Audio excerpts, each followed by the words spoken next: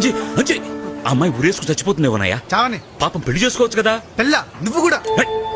నీకు దేవుడి మీద నమ్మకం ఉందా? ఉంది. దేవుడు ఎప్పుడైనా తప్పు చేస్తాడా? అయ్యో ఎందుకు చేస్తాడు? బ్రహ్మచర్యమే గొప్పదనుకుంటే ఆ దేవుడు ఆడవాళ్ళని ఎందుకు సృష్టిస్తాడు? ఎక్కడ చూసినా మగవాళ్ళమే ఉండేవాళ్ళం కదా. పునరపి జననం పునరపి మరణం. అర్థమైందా? పిచ్చోడా, జననం నుండి మరణం వరకు అన్నీ దేవుడు పెట్టిన ధర్మాలు. జననమే లేకపోతే మరణం ఎలా వస్తుంది? అందుకోసం ఆ దేవుడు సంసారం అనే బంధాన్ని పెట్టాడు. ఆ సంసార బంధంలో దేవుడి ధర్మాన్ని కాపాడటమే మనిషి కర్తవ్యం. అలాంటప్పుడు మనిషిగా నీ కర్తవ్యాన్ని చేయాలా వద్దా? చేయాలి చేయాలి. మరి మా బాస్ పెళ్లి చేసుకోలేదు కదా. మరి మీ బాస్ విడిపోయిన సీతారాములు కలిపాడు కదా.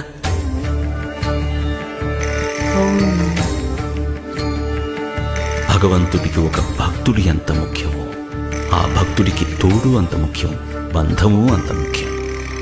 అర్థమైందా? అంజీ అంజీ